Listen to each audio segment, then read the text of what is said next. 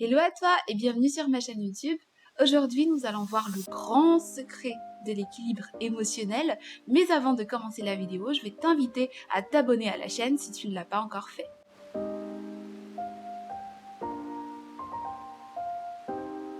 J'ai longtemps vécu une vie déséquilibrée. Je me sentais esclave de mes émotions, je me sentais incapable de faire les choses. J'ai été toujours rattrapée par mes vagues d'émotions et je ne m'en sortais pas. J'ai dû faire un lent parcours d'apprentissage de gestion d'émotions sans comprendre comment ça fonctionne réellement. Mais une fois que j'ai compris comment ça fonctionne, alors c'était plus facile pour moi de gérer mes émotions. Et je me suis dit que ça serait vraiment intéressant de te partager comment faire. Avant de commencer, j'aimerais te donner 6 émotions. Ce ne sont pas les seules, mais ce sont celles que tu ressentes les plus souvent. Alors, ce sera la crainte, l'amour, la honte, la joie, la colère, la tristesse. Je crois que tu sais exactement de quoi il s'agit. D'ailleurs, en te disant ça, je crois que ça peut te rappeler des événements où tu as été débordé ou envahi par ce genre d'émotions. Maintenant, je vais t'expliquer comment ça fonctionne réellement dans ton cerveau. Ton cerveau se compose d'hémisphère droit et hémisphère gauche. L'hémisphère droit est responsable des émotions et l'hémisphère gauche, quant à lui, est responsable de la rationalité, du sens, de la logique. Les deux sont appelés à travailler ensemble car l'un est autant indispensable que l'autre. Les deux sont capables de traiter la même information, mais ne donnent pas le même résultat. Je prends un exemple. Si l'information que ton cerveau reçoit est une mauvaise nouvelle, si ça passe dans ton hémisphère gauche, alors ton hémisphère gauche va détecter la perte, va détecter les dégâts causés par cette mauvaise nouvelle, va repérer les plans sur lesquels tu dois réinvestir, sur les plans sur lesquels tu vas rebâtir des choses et te proposer des solutions. Tandis que ton hémisphère droit, il va traiter l'information en faisant appel à tes émotions. Donc si tu reçois une mauvaise nouvelle, peut-être qu'il fera appel à la tristesse, à la colère, à la peur, peut-être même à la honte. Alors tu te sentiras envahi par ces émotions-là. Je crois que tu commences à comprendre où je veux en venir, mais pour plus de clarté, je te propose d'observer un enfant. Un enfant a le cerveau droit beaucoup plus développé que le cerveau gauche.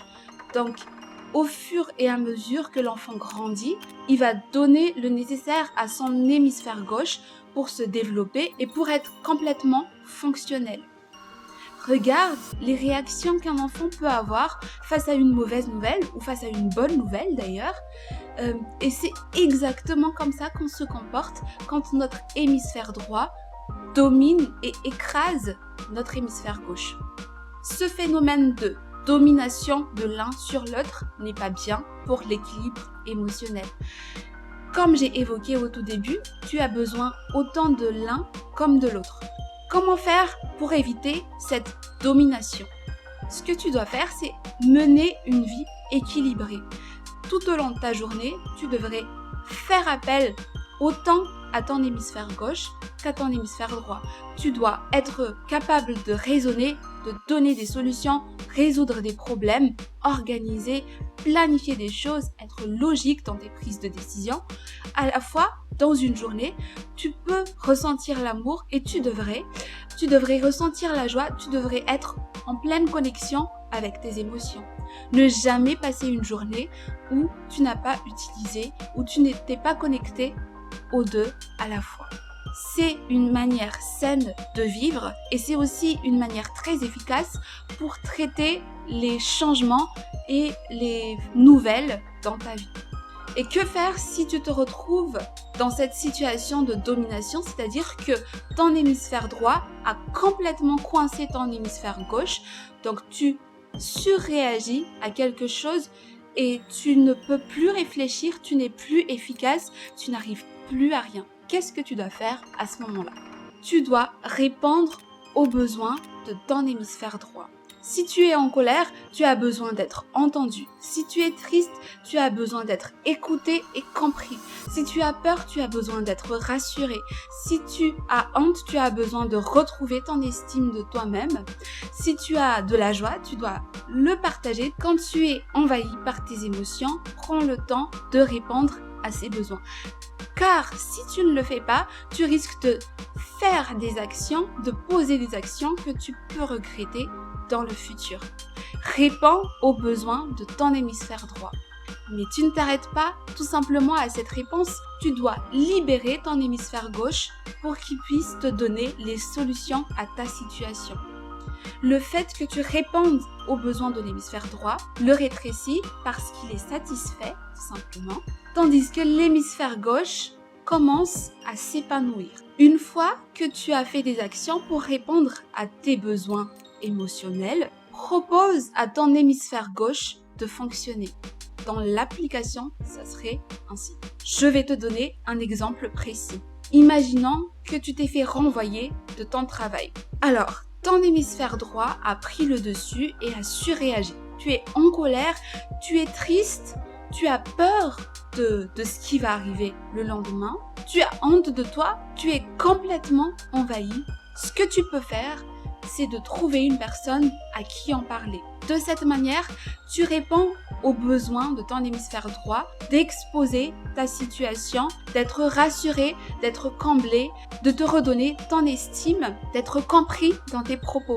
Choisis la bonne personne à qui tu exposes tes situations et tout de suite après cette discussion ou même pendant cette discussion, cherche la solution de ta situation. Réveille ton hémisphère gauche pour te proposer la solution à ta situation. Ça peut être de créer ton CV, de reprendre la recherche active d'emploi, ça peut être monter un autre projet, mais fais appel à ton hémisphère gauche. Je t'assure, c'est très instructif de le faire et ça t'apprend vraiment beaucoup de choses.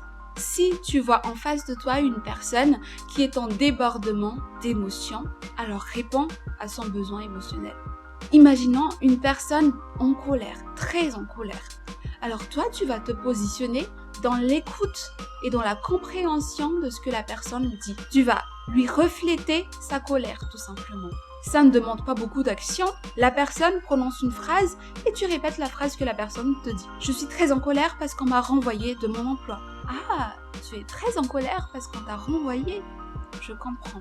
Reflète à chaque fois les phrases que la personne te dit, pas de manière hypocrite bien évidemment, pour que la personne puisse se ressentir entendue et compris. Ensuite, quand la personne a fini de t'exposer sa colère, pose-lui cette question. Maintenant, qu'est-ce que tu vas faire ? Et c'est à ce moment-là que la personne va faire appel à son hémisphère gauche et te sortir des solutions à son problème. Ce processus-là, quand tu le maîtrises avec les autres, quand tu constates le revirement de situation chez les autres, tu l'appliqueras plus facilement à toi et à ta propre situation. Voilà, je t'ai donné le grand secret de l'équilibre émotionnel. J'ai trop hâte de savoir ce que tu as appris de cette vidéo et comment tu vas l'appliquer ou comment tu l'as déjà appliqué. N'hésite pas à commenter et à me faire part de ce que tu as vécu. Et comme on arrive à la fin de cette vidéo, je vais t'inviter à t'abonner et à cliquer sur j'aime. Voilà, à très bientôt.